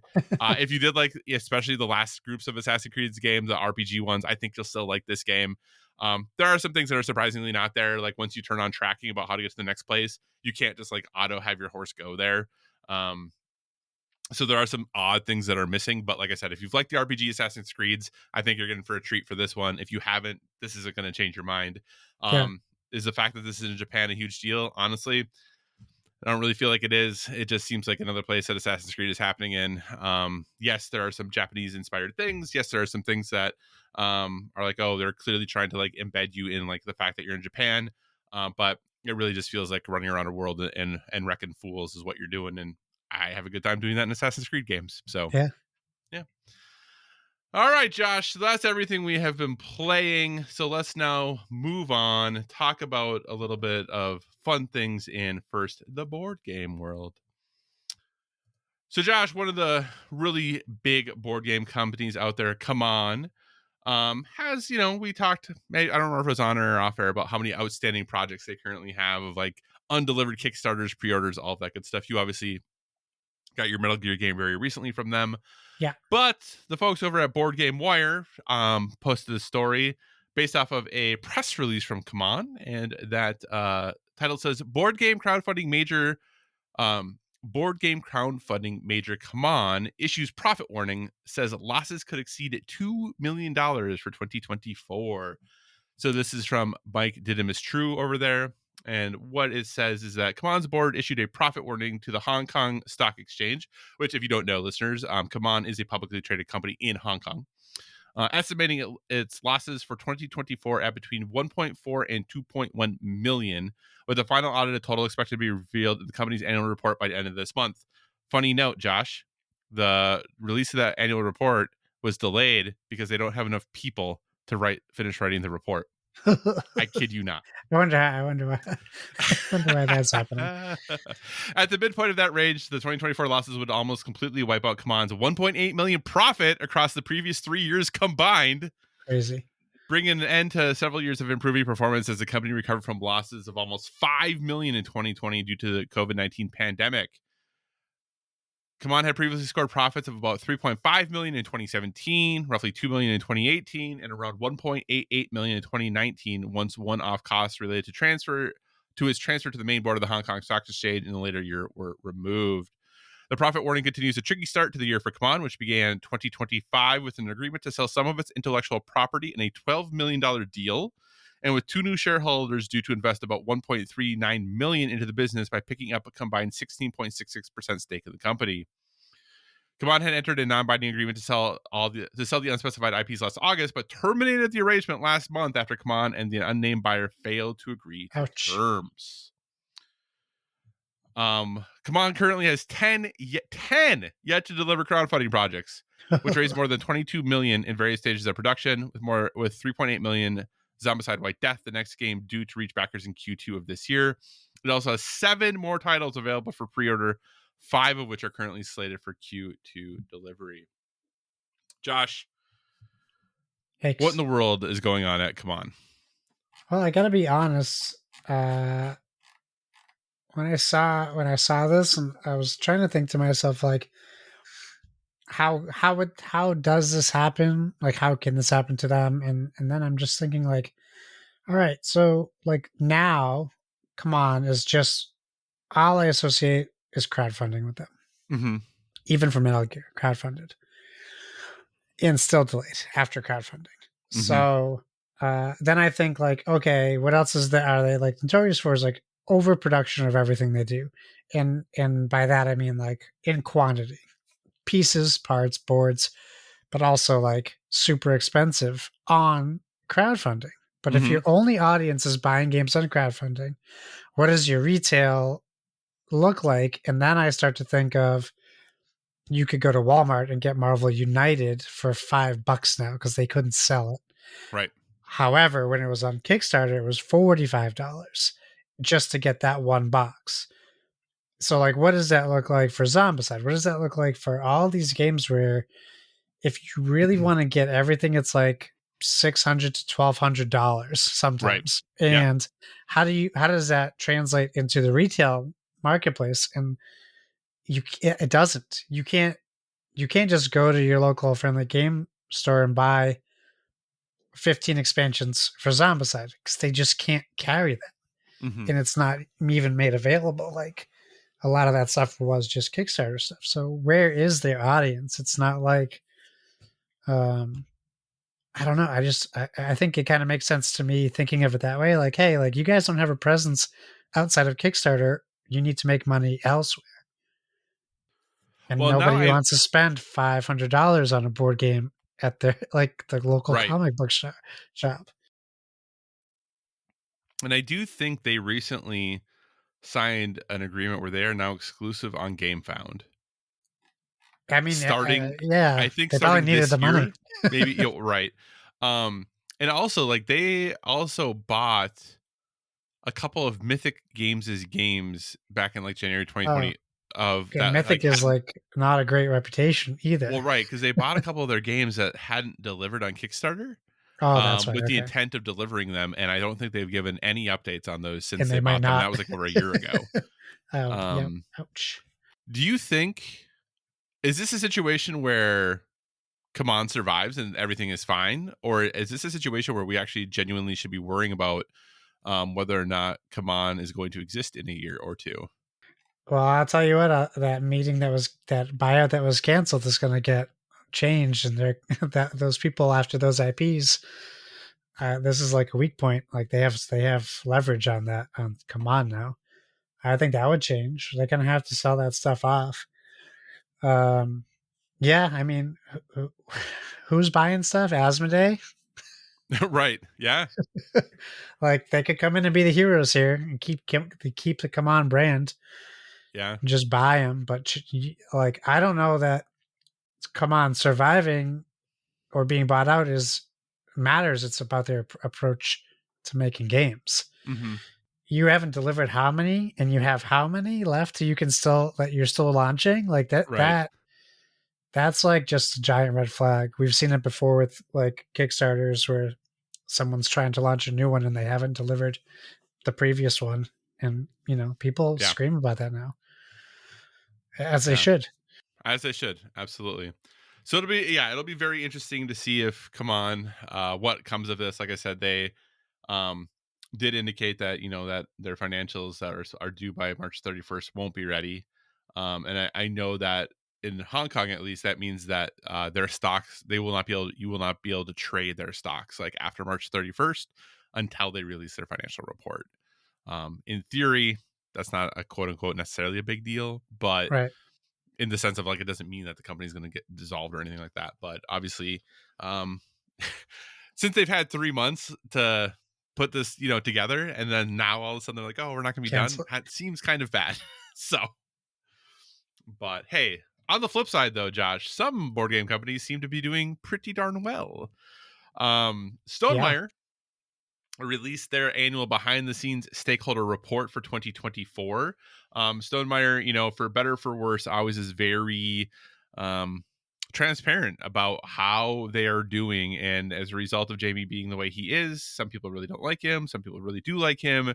But hey, he's always very transparent as far as that goes. So, um, overall, they had a pretty darn good year.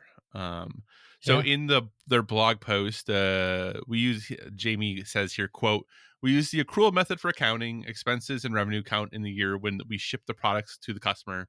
Our total revenue for 2024 was 23.7 million. The sources were distribution, Stonemaier web store, et cetera, et cetera, et cetera. For comparison, revenue was 16.7 million in 2023. Actual profit is a much lower number on any given year. We consistently reprint almost all of our games, so the majority of our profits are reinvested in manufacturing, freight, shipping, and personnel. Please note that comparing annual revenue isn't particularly relevant as changing the timing of a large first printing or restock by even just a month can shift millions from one year to the next. But he did go on to say that we have no debt, nor did we take any loans in Yeah. 2024.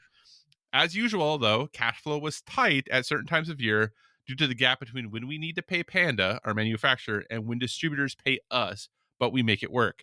I mentioned this to dispel the notion that profitable companies are always flush with cash. They have 7 full-time employees, 1 part-time employee. They have 4 kind of everyday contractors or partners, and then fun stuff like 6 cats, 3 dogs, etc., etc. Um, But what I think is always interesting about this is they go on to share how many games have been printed, um, Yeah. for each of their things. So these are the units in circulation. So basically, I think that means that these have been purchased. I don't know if directly by consumer, but at least like by like It's like by the print store run that's or going to something. sell them. Yeah. Um, so viticulture, which is, and here I'm going to share this because I think it's important. But Viticulture, which is the Board Game Geek, is ranked 40, number 40 best game of all time according to Board Game Geek. Has sold 266,834 units. Right, so we think of video games, right? Assassin's Creed Shadows shared that they had gotten over 3 million copies sold recently. And then, especially if we think of like Square Enix, like with the Tomb Raider series, how they talked about how it always underperformed after selling millions and millions of copies, Yeah. right? Here's Viticulture, one of the best board games of all time in theory. And it's a successful game, sold 266,000 copies, Yeah. right? Um, Scythe has sold 559,000 and is ranked Yeah. 18th all time. Um, but then, of course, you have Wingspan and Wingspan Asia, which are combined, which have sold a combined 2.4 million copies. Insane. Right. Insane So numbers. absolutely bonkers number of units compared to, something like Viticulture. But Wormspan, brand new game, 303,000 units already. Yeah. So Crazy. Wormspan just came out a year ago. already has sold more units than Viticulture, which came out in like what 2016, Yeah. something like that. 20, Yeah, yeah, 15, something 16. like Yeah. that. So Yeah. yeah. Yeah, I think you're right. So anyway, um, so that's kind of he then goes on to talk about like even he even talks about like open rates for their e-newsletters and things like that. I mean, he really lays it all out on there, as far as what the new releases were, what they've done this year, kind of all that good stuff. So Josh, Stonemaier, I think pretty widely considered to be one of the more successful board game companies. Um, what are your thoughts in kind of looking at the information, how much revenue they made, which again is obviously different than profit, Yeah. and kind of where they're sitting? What do you think? I like it. I love how transparent he is. They are like this like boutique board gaming Hmm. company, which works for them, you know. Um, they just got all of Tokaido as well, and that I think that fits in like perfectly with their brand. Hmm. Um, uh, yeah, I think they continue to make they continue to make great decisions. Yeah. We're gonna see their big game, that big open world game Vantage that he talked about when he was on our show. Hmm. Um, we'll see how that goes. Like they have hits and misses. Like Pendulum didn't do great. Right. Tapestry didn't do great, but I know it's a lot. Like Tapestry, people really like. I don't think Hmm. Pendulum has like a lot of people talking about it, but Right. Tapestry was designed by Jamie, so like he has his signature all over that. But yeah, the transparency is great. I would also, I mean, the counter argument to that is it's easy to be transparent when you're this small. Yeah. So that's the benefit to that. And I say small in relative terms as well, because we just talked about how, well, one, they have 5 games in the top 100 game, actually 6 games in the top 100 games on Board Game Geek, and they're selling up to at one point 2.4 million units of a game. Yeah. So they're not that small, but they're small in comparison to um, big companies like CMON and Asmodee and things like that. Well, and I think as an easy way to like think about that, right? We talked about how CMON currently has 10 Kickstarters in progress of some sort and 7 games available for pre-order. Yeah, Stonemaier has released 18 games yeah, that's total. like all of their games. Yeah, So like, yeah, so they in their entire existence have released 18 games, whereas CMON has 17 games about to be released in some way, yeah, shape, or form. So, all right, well, I always a fan of when somebody like someone like Jamie or like just shares that information, because I think it just helps demystify like the industry, right?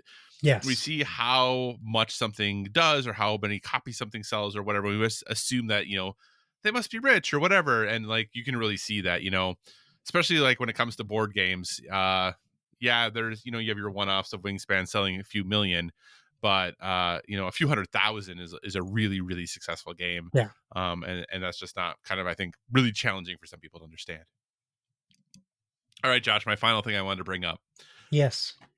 and this is even like a news story per se. This is just like This is newsworthy.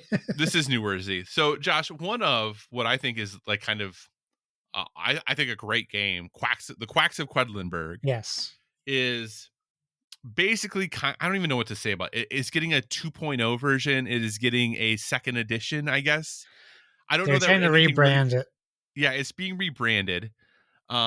So it's now just gonna be called Quacks, and they have changed the art. Uh, yeah, they did. Listener,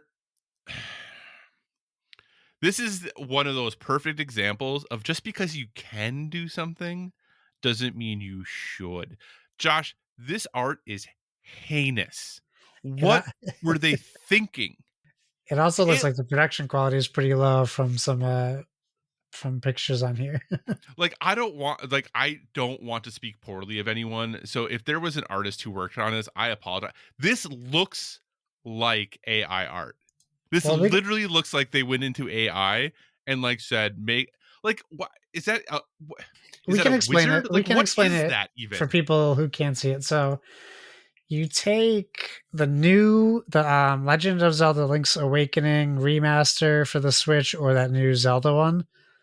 that like claymation character look is what they're going for. Kind of like almost meets like a Wallace and Gromit kind of art style, but imagine it as imagine it's bad.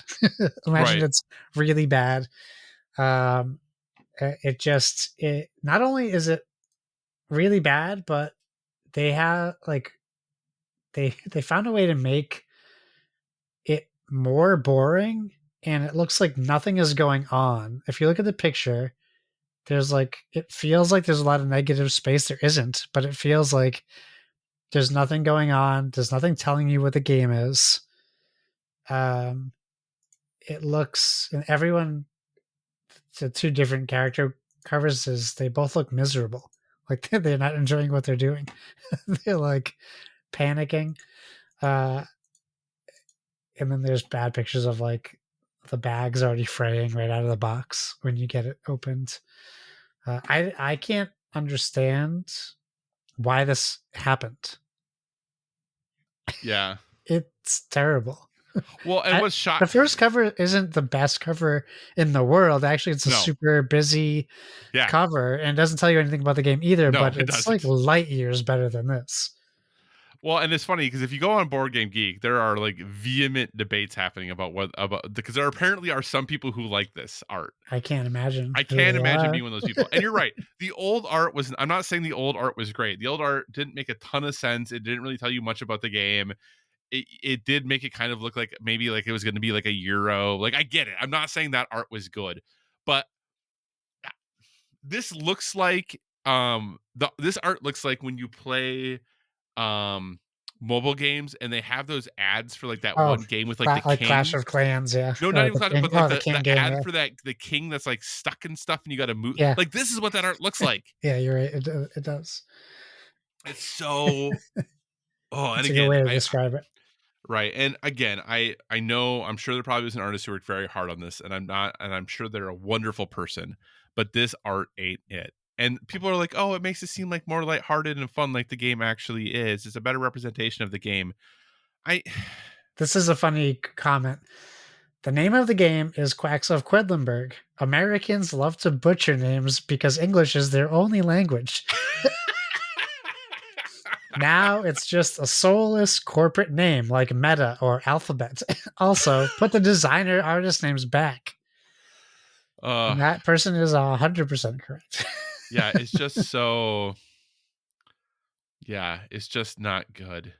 And this sort did not like the old name or cover, love the new update. Really? Like, you really believe that in your heart of hearts? Uh This is another one, not the same person, by the way, but another person who gave it a one.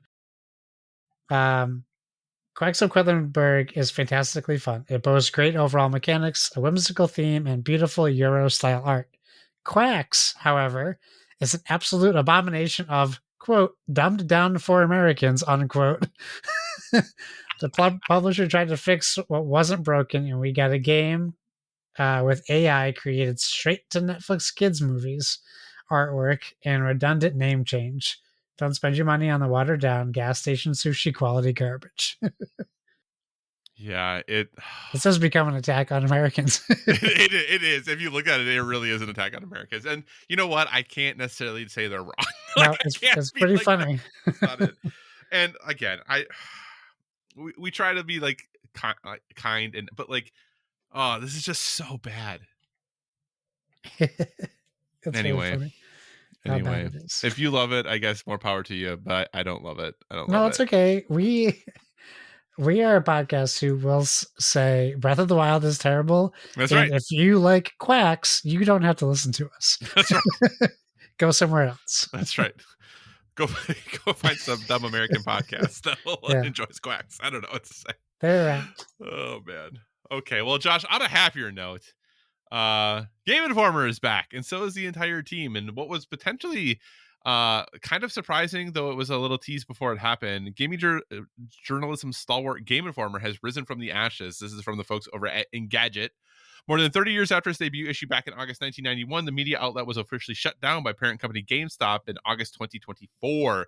Since then, the rights to Game Informer were acquired by Gunzilla Games, and in an all too rare win for today's media world, the entire team that worked for Game Informer at the time of this closure will return to their jobs. Editor-in-chief Matt Miller posted the details about how the outlet was saved from the brink and noted that Gunzilla Games will be a hands-off boss. Quote, the new owners insisted on the idea of Game Informer remaining an independent editorial outlet, he wrote. They just felt as strongly as our team did that the only path forward was an editorial group that made 100% of the decisions around what we cover and how we do so without any influence from them or anyone else. So, Josh, in a time where it seems like, gaming media was getting smaller and smaller, Game Informer is back. But the question Great is, news. do you care? I do. We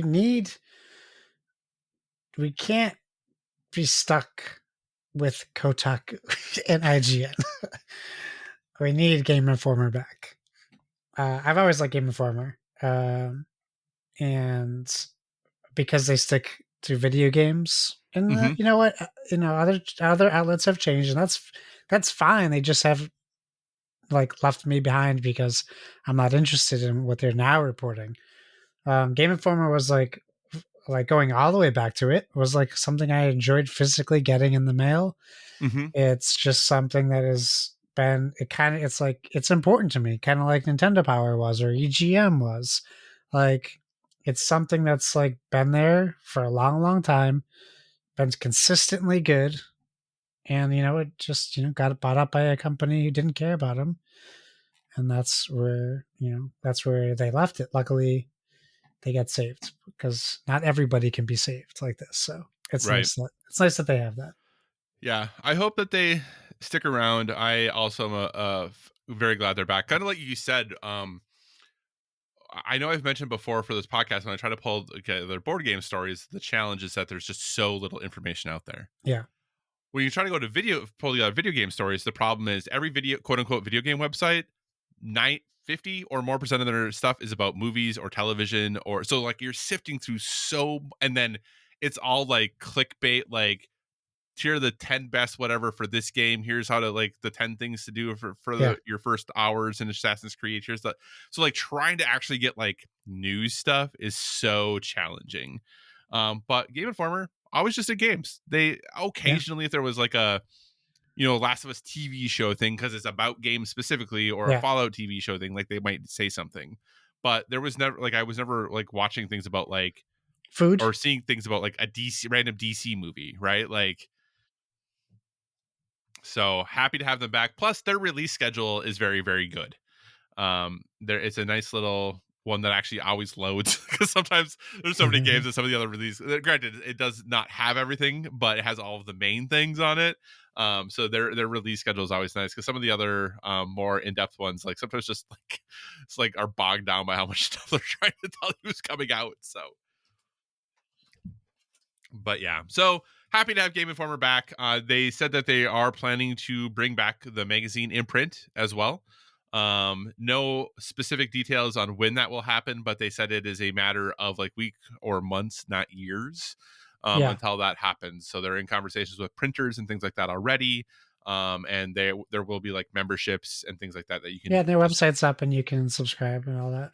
Yep, website's up. They actually went back and did a whole bunch of reviews for games that had released since the time they closed last summer up until now. They actually did their top games of 2024 list. They kind of did all that stuff. So kind of filling in the gaps for everything while they were gone, and then kind of have just been moving forward. So nice to have them back in rotation. So another fun thing, maybe, Josh, Microsoft is making a Copilot AI assistant for gamers, but it's not necessarily clear what it does, at least according to the folks over at Engadget. Microsoft just announced the pending availability of Copilot for Gaming, an AI-powered assistant that's being advertised as a novel way to help players get better at their favorite titles. The company says it will accompany players through games, offering tips, guides, and useful information along the way. Microsoft boasts it can help folks download and launch games, solving the eternal problem of pressing a button. Wow, that was a little sassy and gadget. And Copilot for Gaming will be available as part of the Xbox mobile app, so it's being positioned as a second screen type of thing. Josh, had you heard about this? Had you checked much into this? What are your thoughts on a Copilot for Gaming? I heard about it. I didn't check in too much, only because AI is like that trigger word now. I just try to avoid it. However, I do acknowledge not all AI is bad and not all AI is stealing.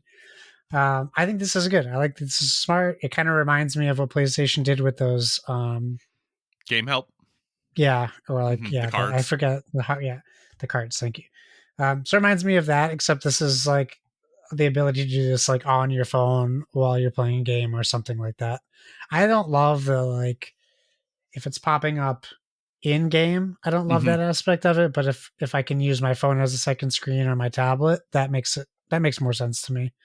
And I like that. So I don't see myself using it really. I don't really use the PlayStation one. For the PlayStation one, I'll do it if it's like, hey, you have 96% of this achievement. Just click Hmm. on this thing to go finish it. Like that's cool, but I don't really use it other than that. So um, I'm sure it'll be great for assisting gamers who are disabled as well. So that's really cool to have them do that as well. But um, hey, fine by me as long as it's AI for good, not AI for theft.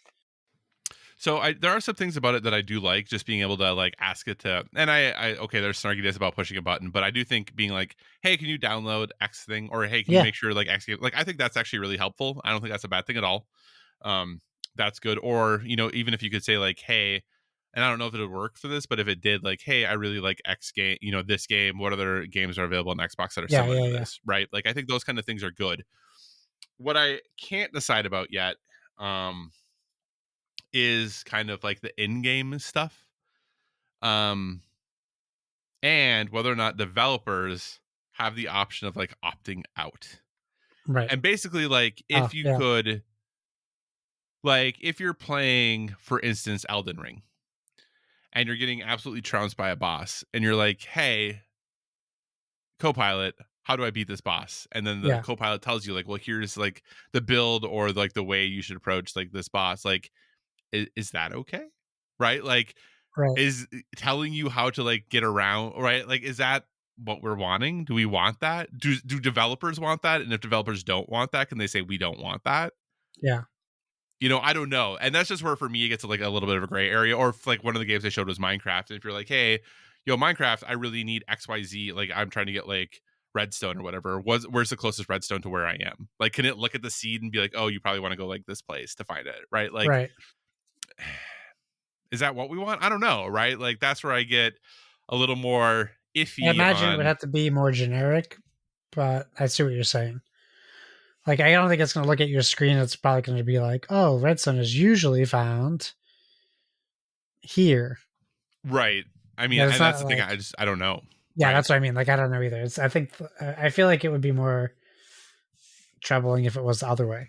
Yeah, because there are, like you mentioned, like PlayStation does have like those like the game help cards, and those are usually Yeah, very like tied to trophies, right, to help you get platinums and yeah, things like that. But that's something that the developer has to choose to do, right? yeah, It's not they're not automatically generated by PlayStation. They're not created by AI for you to be able to like, go in and do it. A developer has to say yes, we want to like implement these into our game, right. and that's I think for me one of kind of my worries is like are uh, is this going to potentially remove like developer intent of like how they want you to Yeah, experience yeah. something I or how mean, they want you to have something? I would have to imagine, like, who knows, right? But I would have to imagine the developer has to have some type of input, I mean, and maybe it'll turn people away from Xbox even more. Because if Microsoft says that they have to do it, and a game developer doesn't want to do it, they don't have to put their game on Xbox, well, yeah, and we'll see. To be determined. and then Obviously, a lot of Xbox would have to unknowns. back it up a little bit and be like, okay, never mind. So we'll see what happens there. But hey, Copilot AI assistant for gamers, here it comes. Maybe soon it'll just play the whole game for me. Yeah, well, that's what we have YouTube streamers for. We don't That's need true. we That's true. don't need games to play themselves. We just watch. Absolutely. All right, Josh. So, final thing today for us to cover before we wrap up. The day after this releases will be kind of the quote unquote like Nintendo Direct reveal event for the Switch 2. Switch 2. Yeah. But Nintendo did hold kind of a final Switch 1 swan song farewell kind of direct about, hey, here are some final updates about the Switch 1 games, kind of all this stuff. So Josh, did you have a chance to watch the direct? Is that I something did. you partook in? Gotcha. What were your thoughts on this final kind of Switch One direct? I'll be honest. Hold on. Let me open my Nintendo thing and tell you what Nintendo Today's app? today's news is. It's just 3 days to go for the Switch 2 Direct. That's all I got. Nothing exciting. Oh. Um, uh, I'll if I'm being, I'll be 100% honest. I watched the whole Direct from start to finish, and Yeah. I feel like deja vu. But this is the first thought that came to my head was never have I felt more disconnected from the Nintendo fan base than ever since I watched that. I always thought like I'm kind of like peripherally there for Switch people. Yeah. I have the Ninja Turtles game on my Switch. I Hmm. play it every once in a while. I play the Mario Party, and I'm Uh-huh. like, I don't know who the fan base is for Nintendo after watching this. I mean, I guess I do know the fan base. It's Right. not me. Um, yeah, I, I don't. There was three things I liked, What were the and three things? actually two and a half. I think maybe Metroid Prime 4 will convince me to try Metroid Prime again. I really did not like the first Metroid Prime games, Okay. but maybe it'll feel better on the Switch. I'm not sure. It Hmm. might not, but I see the appeal. Minus this awful message of like psychic abilities, like it's a new thing that no one's ever heard of. Yeah. Like, okay, kind of a lame way to introduce it, but you guys do you.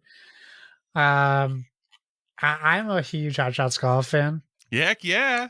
So Donnie and I had a little disconnect with everybody's golf, uh, where we were like, we're going to play this together all the time. And then Yeah. I think Donnie got it like a month before I did. And then by the time I started, he was done. Hmm. So I was like, oh, I don't have anyone to play everyone's golf. We tried a couple times.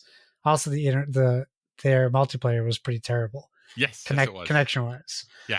Um, but yes, this excites me. I am excited. I guess there's a couple more things I was excited. No, actually, I take that back. I'm glad they called it Hot Shots, just acknowledging what it really is. So good on them for not trying to pretend to be something they aren't. What do you mean? It's both things. It's everybody's It's golf both. hot Yeah, shots. So it's both. both things. Yeah. But I will get that 100%. And I think it'll be fun to play with my son too. So that'll be new because he was too young to play everybody's golf. I think he was like Hmm. 2 when that came out.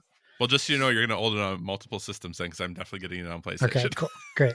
Good. Oh, no. I mean, I won't get it on the Switch. I will get it on the Oh, okay, PlayStation. perfect. Well, then we'll have it. Okay, perfect. Good. Yeah. I won't have it on the Switch because maybe I'll have it on the Switch too. I don't know. And then Marvel Cosmic Invasion. Yeah. Big one for me. It looks great. It's basically Ninja Turtles, side scroll, beat 'em up. I do like the ability to swap between two characters, so you Hmm. can mix it up a little bit. And I'm excited to play it with my son. I love that storyline. I love they have Annihilation on the cover. You're gonna get some cool characters, so I like that storyline too. That'll be fun to play. Um, and then I guess just a little shout out to Shadow Labyrinth. I'm probably not gonna like it, but it's still such a cool concept Yeah. for a game. And then I think everything else really appealed to like my wife and my son, but for me, um, I do want to call out the egregious theft of a move in the Eternal Life of Goldman, where they just stole Scrooge McDuck's cane bounce unapologetically, same exact animation. I'm like, I hope Disney comes for you, you tiny little small studio. Do you feel the same way about Shovel Knight? No, like the same. They did in the trailer. They take the same exact bouncing Yeah. animation that Scrooge does. Look, that game came out in what, like I 1988? know. It really doesn't bother me. I just thought it was funny. I Yeah, I like agree. It nailed it in definitely the looks like trailer. I'm like, it that's does look like exactly Scrooge that McDuck. move. Yeah. How about you? What were your thoughts on the direct? Yeah, so it was a weird direct for me in the sense of there were a number of things that I'm interested in, but almost none of them had to do with them being Nintendo games. All right. So you mentioned multiple of the Marvel Comics Cosmic Invasion looks awesome. Yeah. The Dragon Quest 1 and 2 HD 2D remakes. I still haven't picked Does up that the look good to you? 3. It does not look good to me. Well, I mean, I've always wanted to play these games, so like Oh, you haven't played them before? Okay. yeah, I haven't played them before, so I got you. this just if I'm going to play them, this seems like the way to play them as far as Yeah, yeah, that yeah. goes. I did learn something new though. The No Sleep for Kaname date from the Somnium Files. What I a didn't trailer. realize that was pronounced I. I thought it was Oh, AI. The AI, Som yes. I I think and everybody did. forever, like for as long as those games have existed, I did not realize that it was pronounced I. Yeah, So I know that now, so I feel like a smarter game person. there you go. I'm a big fan of Patapon, so I'm thrilled that Patapon and Patapon 2 are coming back. I think it's really interesting that Patapon and Patapon 2 and Hot Shots Golf slash Everybody's Golf, whatever, like you had like two PlayStation things that are still they still said like copyright Sony Interactive, and like Yeah. being shown at this Nintendo event, like being made by Bandai. Like it's so interesting, like how after the Japan studio closures, like how PlayStation is like seemingly letting these smaller things live on if other people make them, and they can go to Nintendo, but they can't go to Xbox. Oh, Like yeah, you wait, know, wait, they can't go to where is it that they can't go? To Xbox. Xbox. Oh, okay. But I So see that Xbox just gives it away at the corner for PlayStation. well, hey, when you have like four of the top five like best selling pre-orders on the console, now you know why. Boy, oh boy. But we can't So get Hot Shots Golf on Xbox. nope, nope.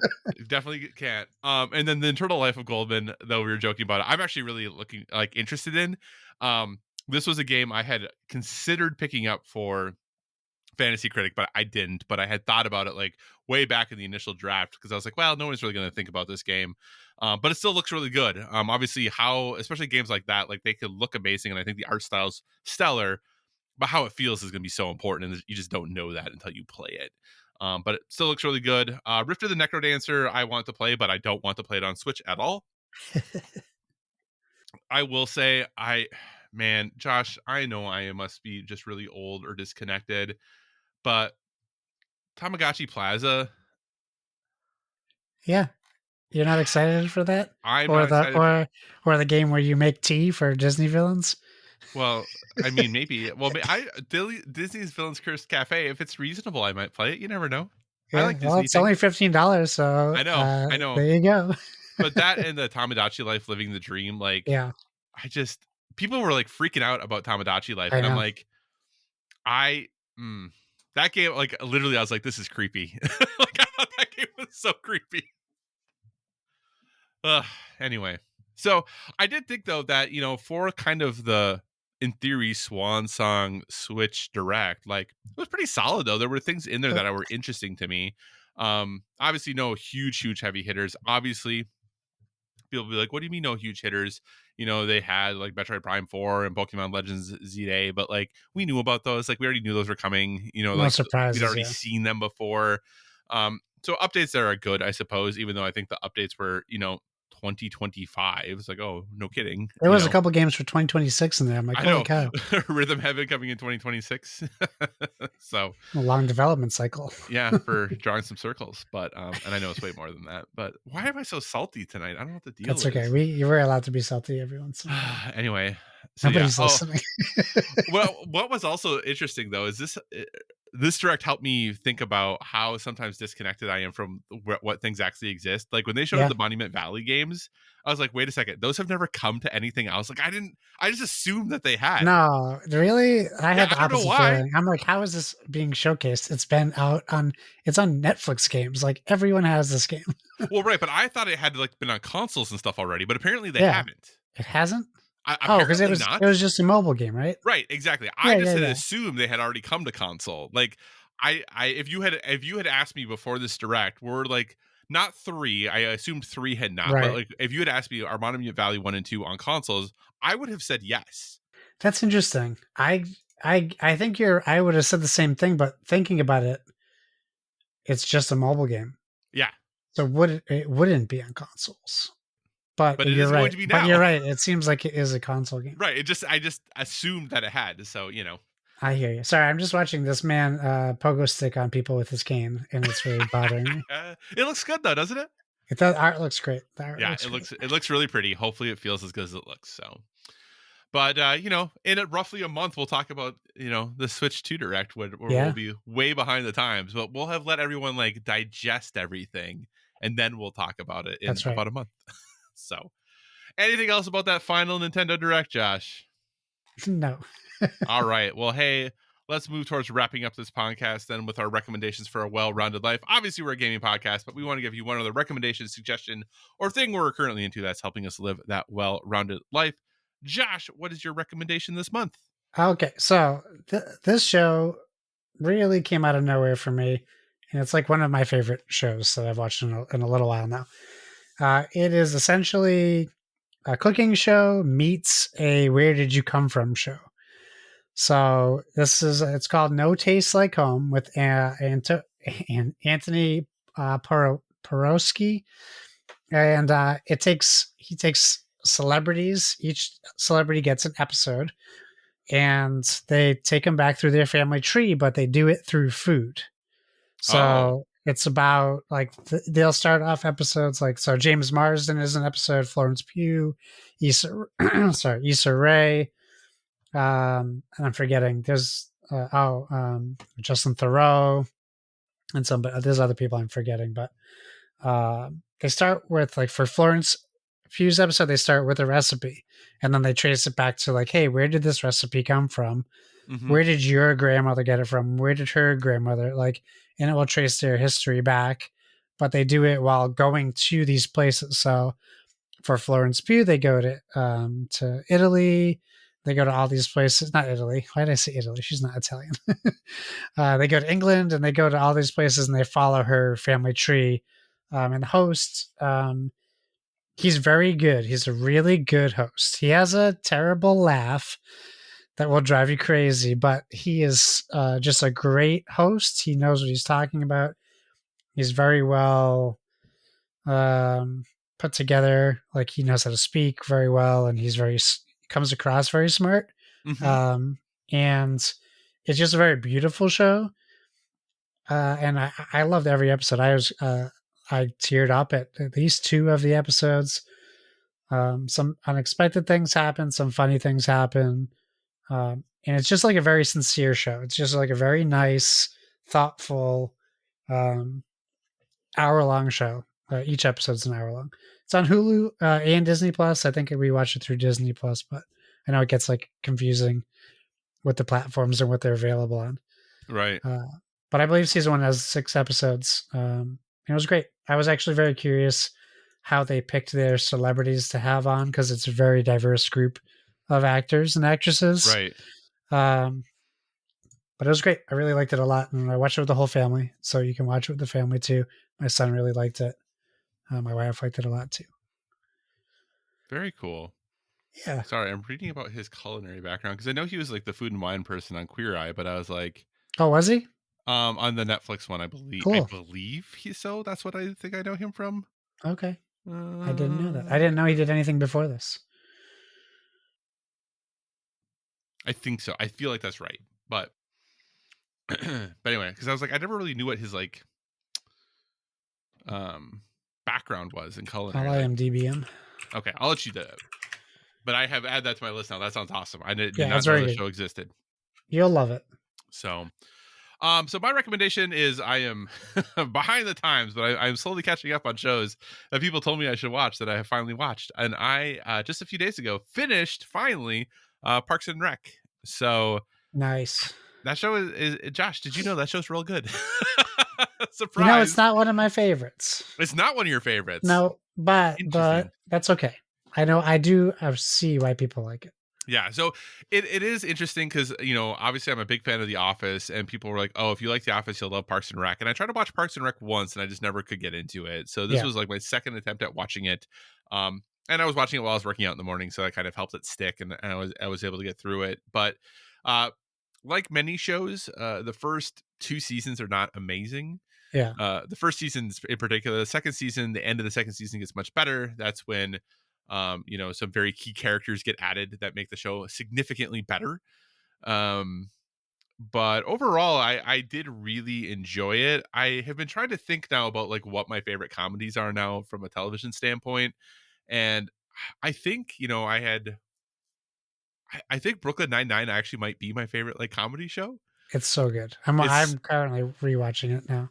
That show is just so good, and I never would have thought that would be true. Like I had seen little bits of it and little clips of it and things like that, and I never in a million years would have thought I liked that show as much as I do. And I do think I like The Office better than Parks and Rec. Yeah. What I will say is I do think that when comparing those shows, because obviously there's so much overlap between, because obviously of who created them and the producers of them and things like that, but I think the highs of The Office are higher than the highs of Parks and Rec, but I think the lows of The Office are also lower than the lows of Parks and Rec. So I think Parks Okay. and Rec might be average slightly better, but it The never lows are higher. the lows are higher, but the highs aren't higher. Not So the highs are lower. the highs are lower, the lows are higher. Yeah, Yes, exactly. As a result, that like makes there sense. there are just some like really seasons of The Office that are just absolute home runs. And Yes. there are some really good seasons of Parks and Rec too, but if you enjoy that style of show, the one thing I could never get over on Parks and Rec, and this is gonna be dumb, and it's weird things like this that bother me. You watch The Office, they explain why the cameras are following them around. Yeah. In Parks and Rec, they have talking heads. They're talking directly to the camera. Never once do they explain why that is happening. Not once.